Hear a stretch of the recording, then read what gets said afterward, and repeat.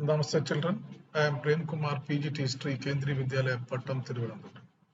Today, I would like to give a brief nutshell about one of the chapters from class 12 history. The chapter is number 15, Framing the Constitution, the beginning of a new era. And even though this chapter is the final one, it is the most significant and the very important chapter that we are supposed to learn. As the citizen of India, it is our responsibility to learn the content of this chapter.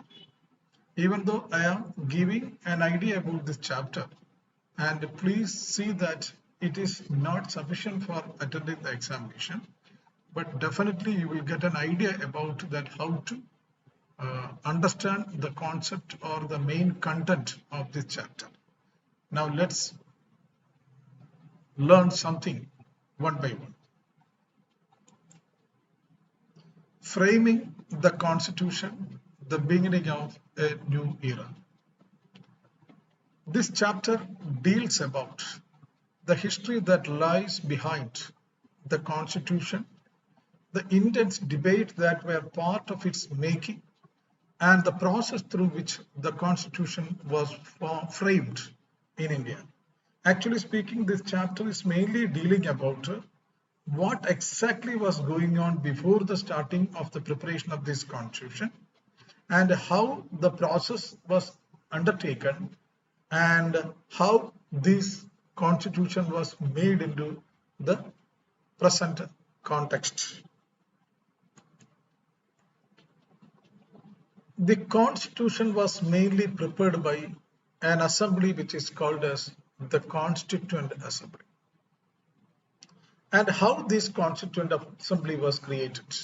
Now let's see. The Constituent Assembly was created on the recommendation of the Cabinet Mission which was created in 1946. As you know that the India's national movement was undergoing from 1857 onwards, and after the establishment of the Indian National Congress Party in 1885, the Indian national movement got a new phase.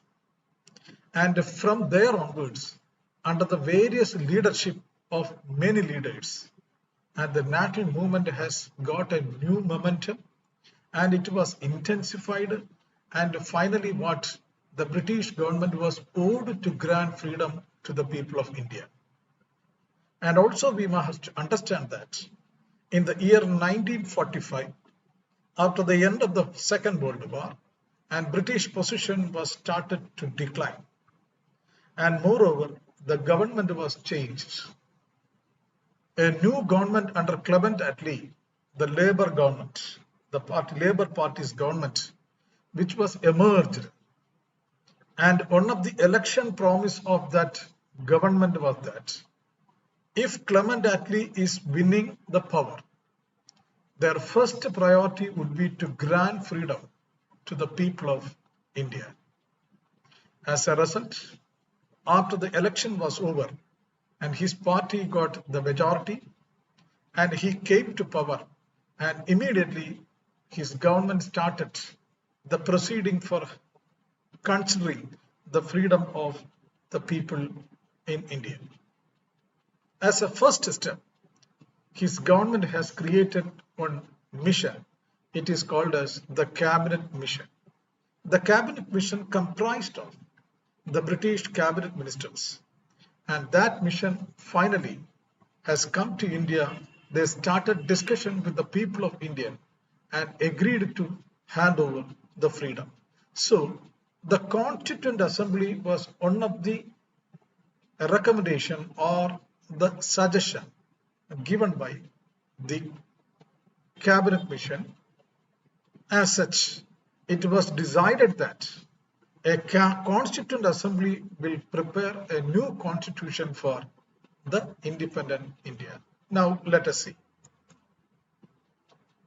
The Constituent Assembly was formed in December 1949. The members of the Constituent Assembly were elected by the provincial assemblies with the proportional representation. My dear students, this Constituent Assembly, how it was created? Till 1947, all the decisions were taken by the British government and British people only. Now here, when the promise was coming, they assured that in future, the India's decision and policies will be taken over by the people of Indians only.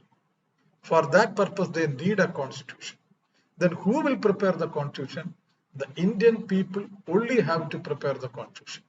For that purpose, the cabinet mission suggested that a new committee will be formed, and that committee is called as the Constituent Assembly, and that assembly will be comprised of the members who are elected from the Indian people from different parts of the country.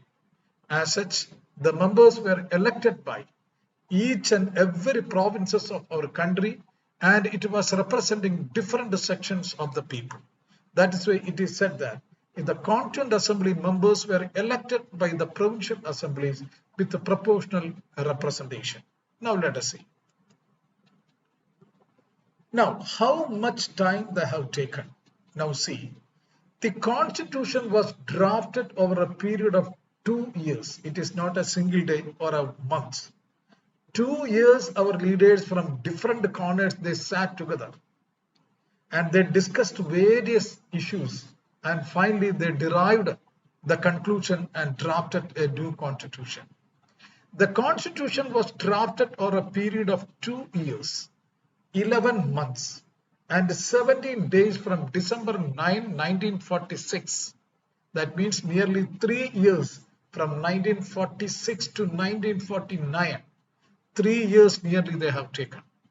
The members of parliament signed it on January 24, 1950 afterwards, and they have agreed, and finally they drafted and signed it on 24th January 1950, and it came into force on January 26, 1950, and that day we celebrate as our Republic Day. Now, one important thing what you have to understand about that, the preparation of the constitution was not an easy task. It is not like the freedom achieved by any other country. When we were getting freedom, a lot of issues and problems were existing. So when the Constituent Assembly was sitting for preparing this constitution, they have to confront with a large number of issues. And what are the main issues? So here we have to understand under which pretext or background the Indian constitution was prepared. It can be asked for our examination.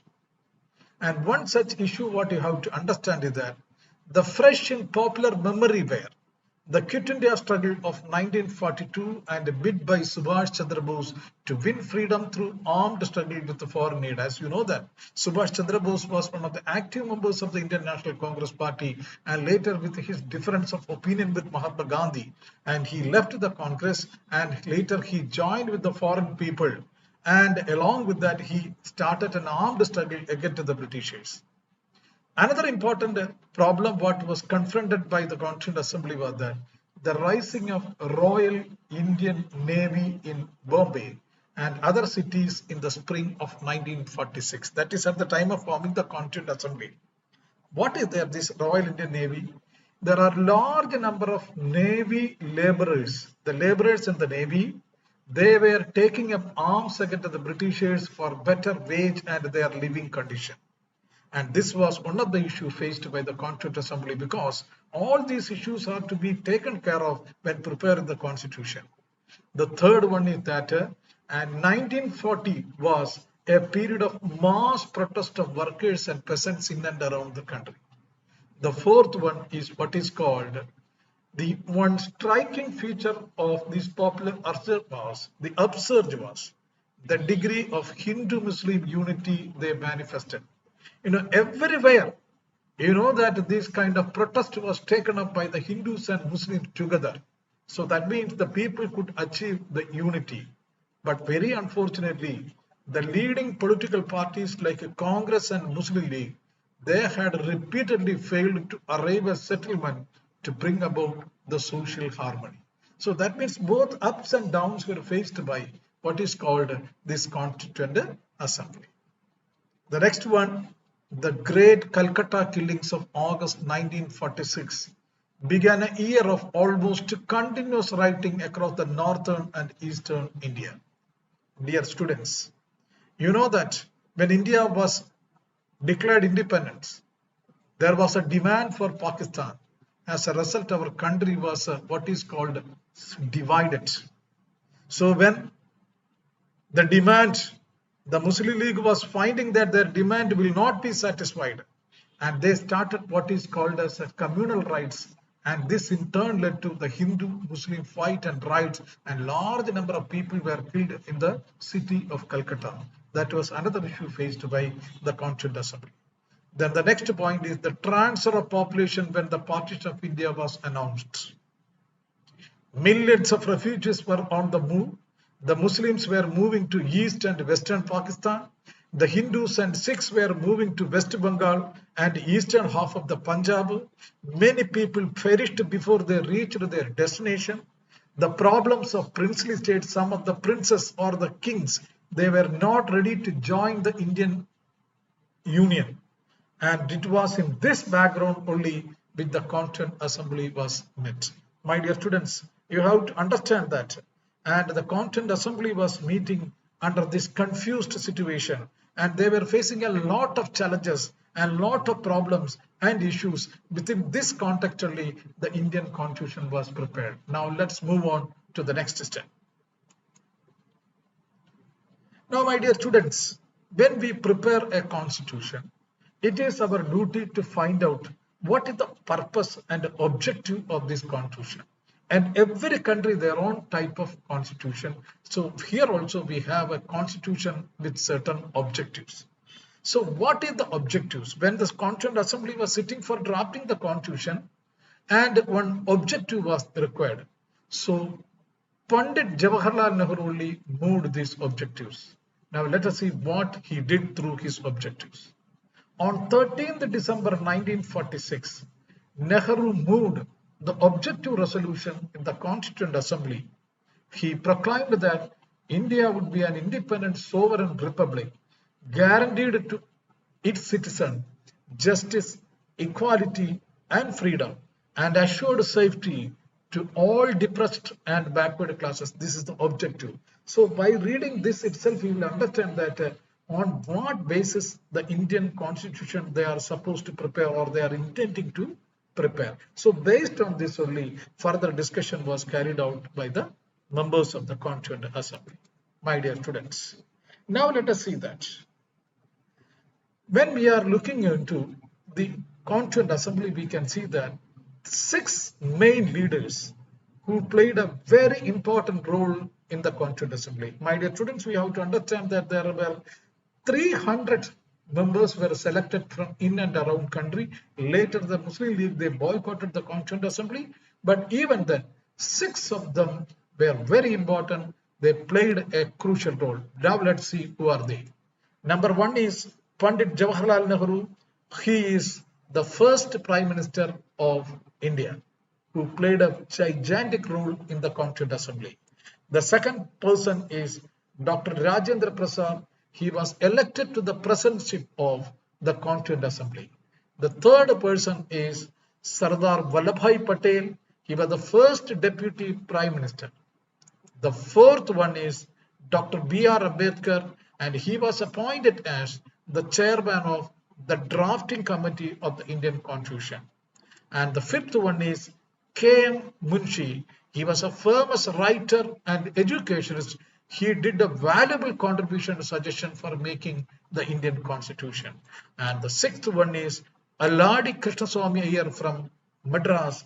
He was an eminent lawyer and he has given a lot of legal issues, the pros and cons for making the Constitution of India.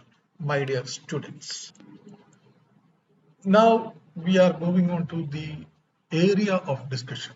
Generally speaking, even though the Constitution is the longest written constitution in the world, there are 3 main areas were hotly discussed. Which are they? One is the language policy, the other one is the separate electorate, and the third one is the power of the state, whether the power should be given more to the state or to the center. And these three areas were mainly or hotly discussed in the Constituent Assembly. Now let us see one by one. As far as the language is concerned, there was a controversy arised over the question of which language is to be accepted as the national language. The Hindustani, preferably because the majority of the people who are speaking in India is the Hindi, and it was started getting separated because of severe opposition from the regional party. A language became a politicized for communal identity. R.V. Dulekar, one of the members of the Constituent Assembly, he actively supported Hindi to be made as the language for the Constitution. And it had created a heated argument once again inside the Assembly. Later, it was mediated by Pandit Jawaharlal Nehru to find a solution. Now, let's see. What they did, it proceeded slow to make Hindi as the national language, not all of a sudden. And some members, they supported that.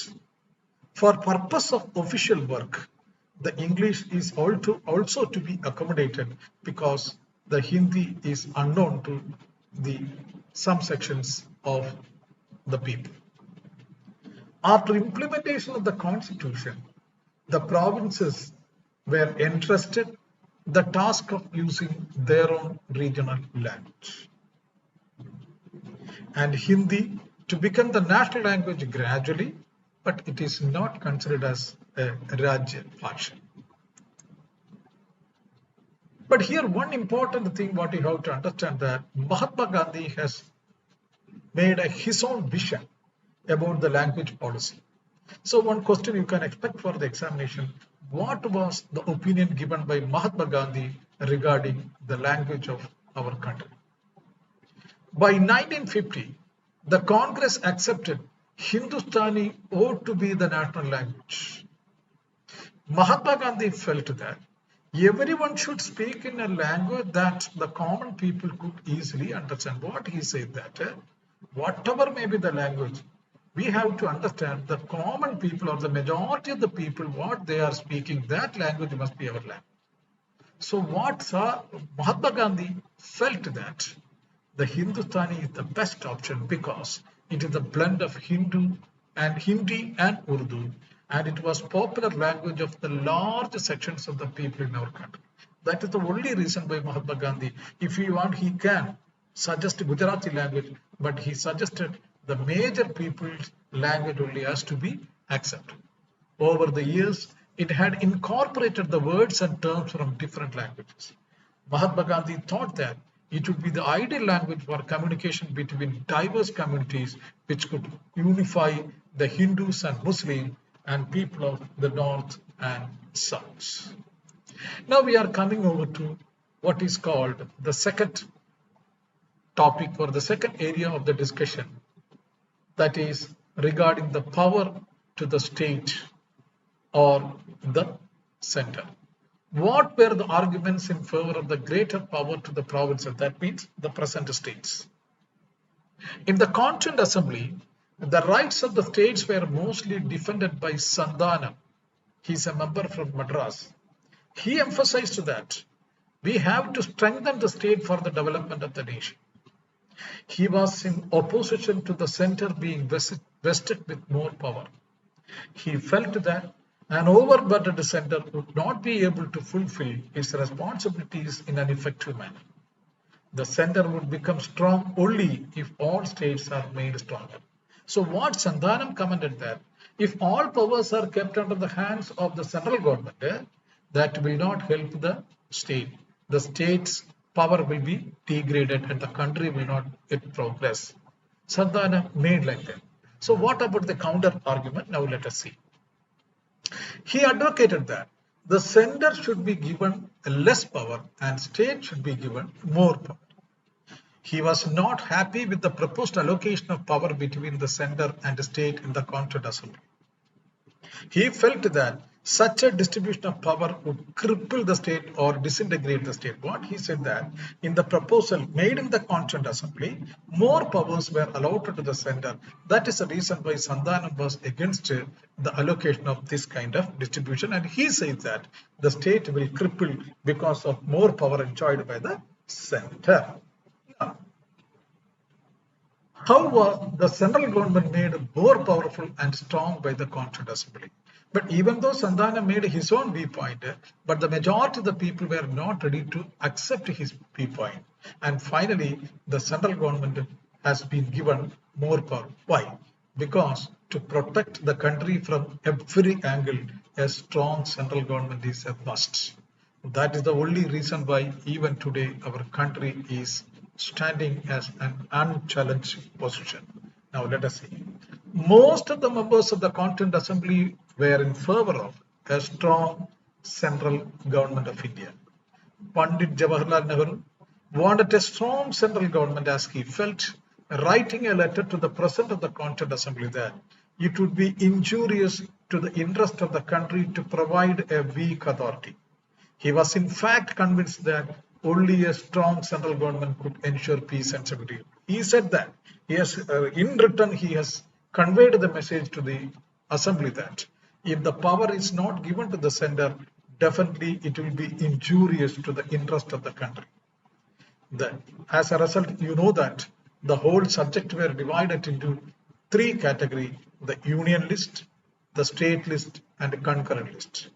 The union list is vested in the hands of the central government, the state list vested in the hands of the state government, and the concurrent list can be used by both the central and the state government. Now let us see. The union list contains more subjects than the state list. Regarding the concurrent list, the center and the state shared the responsibility. But in case of any dispute, we have to understand, even though the equal power is given to the central and state for the concurrent, if any dispute comes, the central decision will remain for further. The center enjoyed control over many of the important and key industries. So, as far as the power of the state and the center is concerned, we have to understand that the central government is given more power. The reason is that for the welfare and interest and protection of the country, we need a strong central government. Definitely. Now, the third area of discussion is what is called the separate electorate. This is one of the heated discussion which was going on within the Constituent Assembly.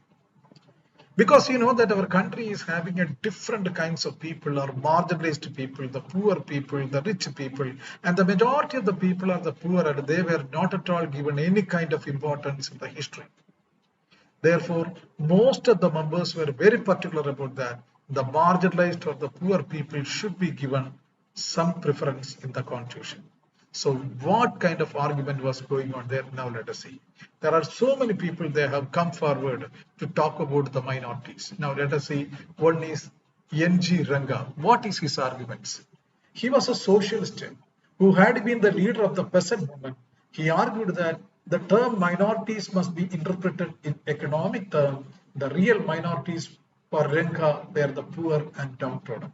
He said that a separate electorate or separate reservation, if we are giving for a particular group of people, it should be in terms of not the caste basis, but in terms of the economy. Economically poor, that comprising the people from all categories, not in a particular caste. That was the opinion given by Ranga, the socialist. Then another person is a Jaipal Singh, and he is a tribal leader. Quite naturally, his interest will come in favor of the tribals. Now let us see. And he welcomed the objective resolutions of Pandit Jawaharlal Nehru, but he said that if there is any group in Indian people has been shabbily treated, it is my people, the tribals. They have been neglected for 6,000 years of Indian history. He made a moving plea for breaking the emotional and the physical distance that separated the tribal from the rest of the society. He warned that the tribal people are keeping away from the rest of the society, so they should be given prior importance in the society. Then another person is Dr. B.R. Ambedkar. He demanded that there must be a separate electorate for the depressed class or the depressed class, that is the current scheduled caste and scheduled tribes, were supported by Dr. B.R. Ambedkar. Then another person is Mr. Dagappa. He pointed out that the disabilities of depressed class were caused by the social norms and moral values of the caste society. Numerically, the depressed caste were not the minority. They forming between 20 to 25% of the population. They are not the minority. Their suffering was due to their systematic marginalization by the other group. That is why. So these people should be taken care of. Another person, K.J. Khanderkar, he said, what? We were suppressed for thousands of years, suppressed too much to the extent that neither our minds nor our bodies, now even our hearts work, nor are we able to march forward. We are suppressed, repressed and oppressed. We are unable to proceed, so we must be protected. And another person is Hansha Mehta. Hansha Mehta was in favor of the justice for women class people. And Hansha Mehta demanded justice for women, not a reserved seat for them or a separate electorate. And we have never asked for the privilege. And what we have asked for is the social justice, economic justice, and political justice. And that means the people are to be treated with equal respect. This is argument given by Hansha Mehta. Dear students, but in spite of all these differences, the Constitution was finally prepared, drafted, and accepted, and finally made it into the present form. My dear students, it was in 1950 the Constitution has come into power, and even after what is called as nearly 74 years of its existence, the Constitution remains at the backbone of the stability of the whole nation. And even today, the Constitution of India is acceptable to the people. This can be asked for the examination. Why is the Indian Constitution acceptable to the Indian people even today? The reasons are the Indian Constitution is acceptable to all because it was based on a broad consensus or agreement. It do not reflect the view of the drafting committee alone. Even though there was no universal adult franchise at that time while selecting the assembly, the Constituent Assembly consisted of, we have to understand, the people of all regions and communities making in a miniature. It is actually a miniature India only, my dear students. Eminent people like Maulana Azad, women like Sarojini Naidu played an important part in the Constituent Assembly, as did the people of all castes and creeds. Furthermore, the Constituent Assembly worked in a systematic and open manner. The basic principles were agreed upon. Then draft the Constitution was prepared for discussion. The draft Constitution was discussed thoroughly, clause by clause or section by section, for nearly 3 years being finalized. Every individual is free to follow, preach or profess his own religion. That can be seen only in India, and that shows the greatness of Indian Constitution. In spite of this difference of opinion from among the people, even today it is commonly acceptable to each and every citizen of our country, that is the Indian Constitution, which is great. Okay, I am sure that you must have got little idea about the framing of the Constitution and the contextual background which it was prepared, and what is the relevance of the Indian Constitution in the present context. Thank you very much.